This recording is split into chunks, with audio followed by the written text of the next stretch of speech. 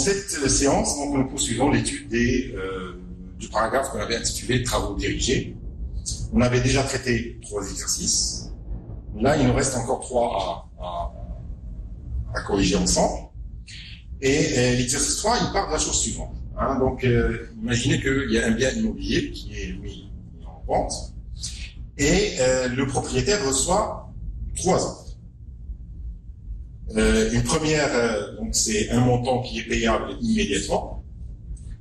Le deuxième, c'est un paiement en 2 parties, 600 000 et 350 000, chacune dans une date différente. Et une troisième offre, il s'agit de 6 annuités de 165 000 $ chacune, la première ayant lieu immédiatement. La question, c'est quoi? Bien sûr, il est tout à fait normal que le propriétaire immobilier doit choisir la plus intéressante. Alors, la plus intéressante, disons intuitivement, on va dire la plus grande. Mais la plus grande en termes de quoi? Bien sûr, quand je veux comparer, elles ne sont pas à la même date. Et c'est ça l'astuce principale, si vous voulez, dans cet exercice.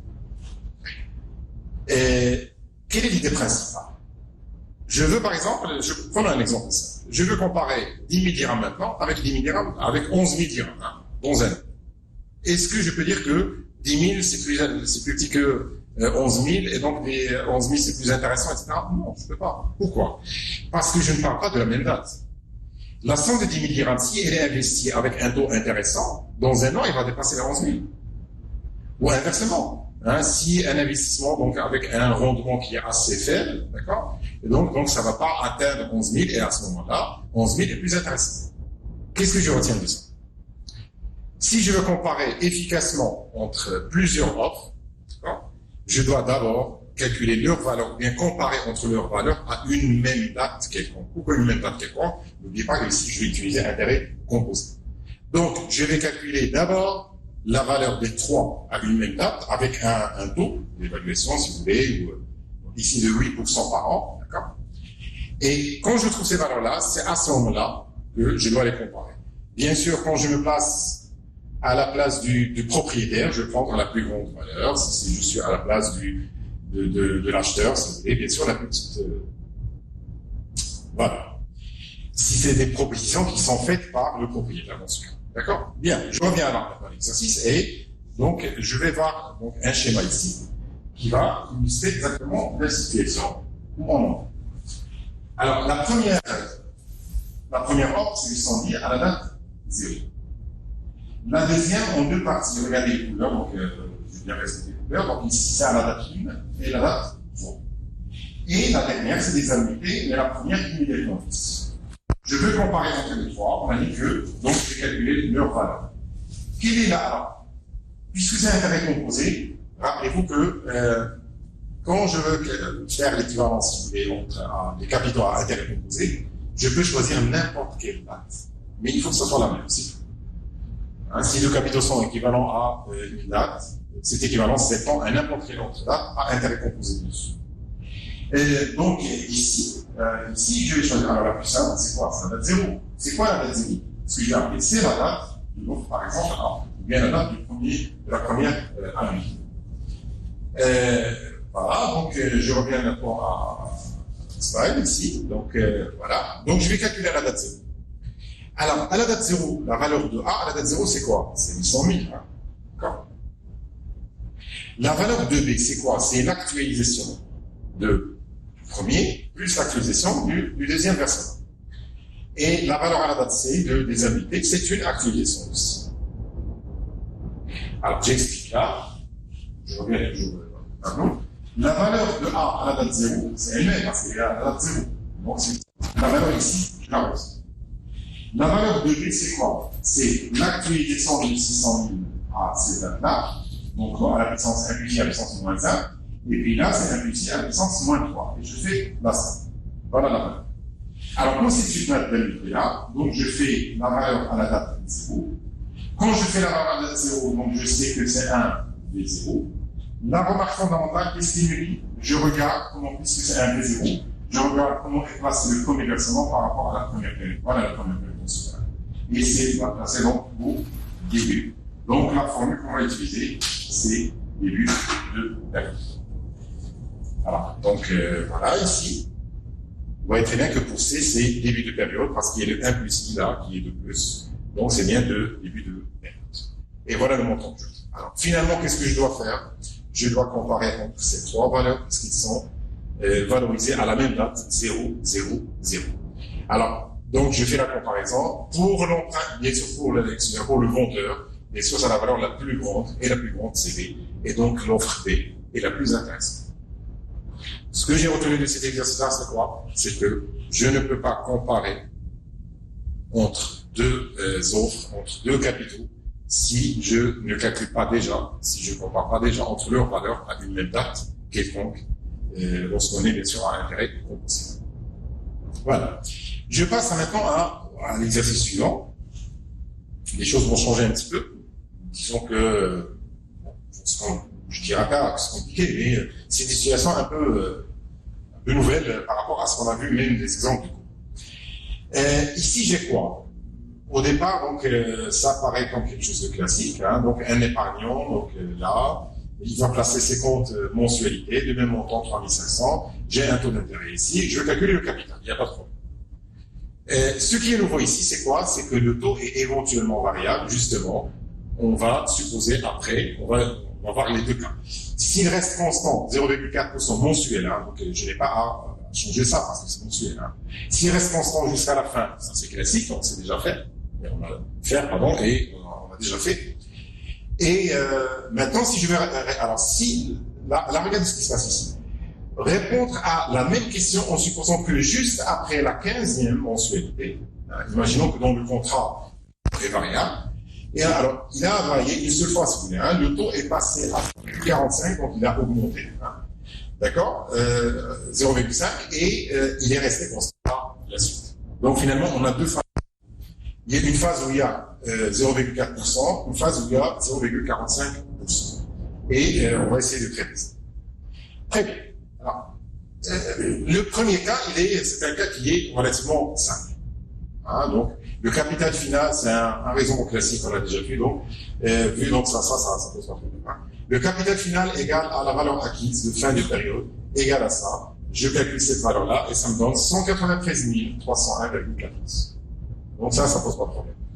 Alors, le deuxième cas, je vais faire un schéma pour bien expliquer les choses.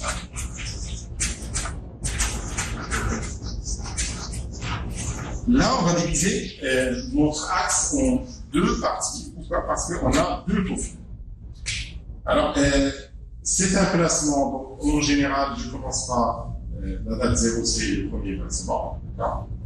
Alors, 1 ici, alors qu'est-ce qu'on a dit après le 15e? Donc, immédiatement après le 15e. Donc, vous voyez très bien que si je fais le 14, je n'ai pas le A ici. Hein. Le A, c'est 10. Pourquoi pas? Parce que j'ai commencé à partir de 0. C'est un placement, c'est tout à fait normal. Avant, il n'y a pas d'intérêt. Donc 0, c'est le premier. Donc là, c'est A. Alors pour moi, c'est le 15. Je n'aurais pas écrit 14.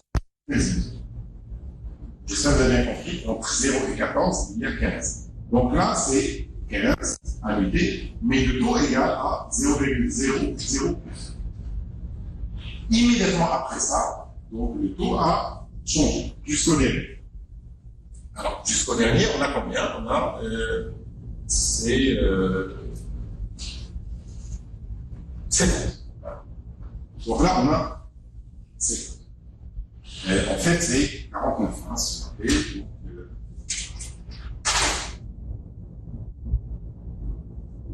Alors, ce qui m'intéresse, en fait, c'est quoi? C'est que là, il y a 15 annuités, 2 secondes, là, il y a 35 annuités. Et là, il y a 15. Et le taux ici, c'est 0,0046. D'accord? Et on a dit que c'est 35. Donc voilà le sujet. Alors, je vais calculer, la question, c'est calculer bien sûr le capital final. Le capital final, alors quand est-ce? Regardez, immédiatement après la dernière mention. Donc, ce n'est pas la date seconde, c'est ici.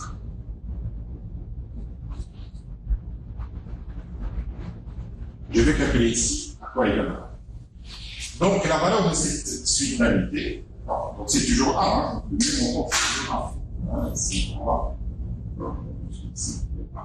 Donc, je vais calculer la valeur, c'est donc cette suite d'annuité à cette date-là, immédiatement après.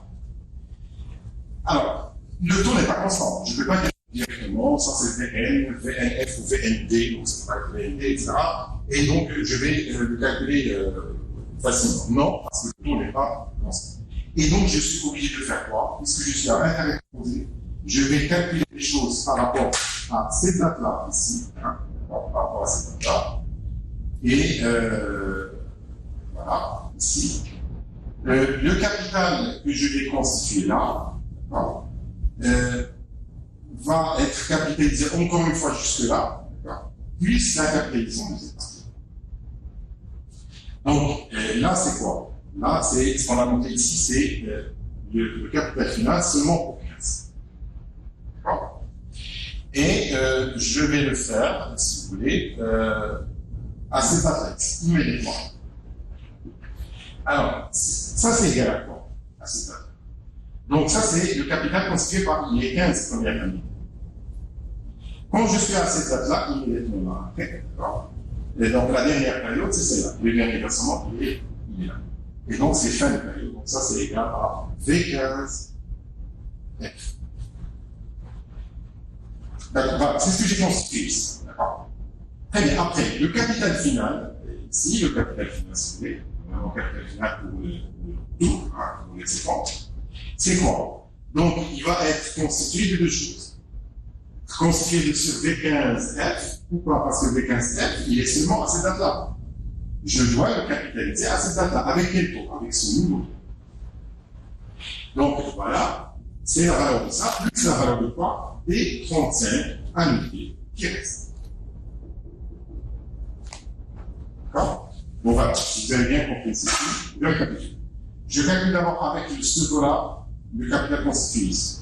Ce capital, ça devient prendre un capital initial pour la suite. Bon. Parce que je vais calculer séparément, parce que le taux a changé ici. Donc, c'est comme si un seul, c'est 0, et je vais le capitaliser pour le reste.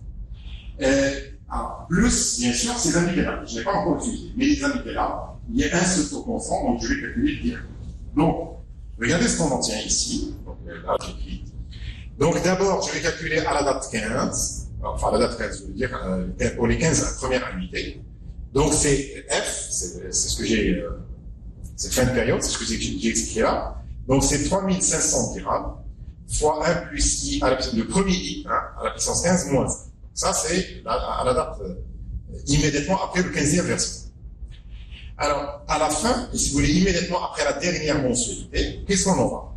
On aura cette valeur-là que je vais capitaliser, rappelez-vous, avec le nouveau taux pour la période qui reste, c'est combien? C'est 35 mois.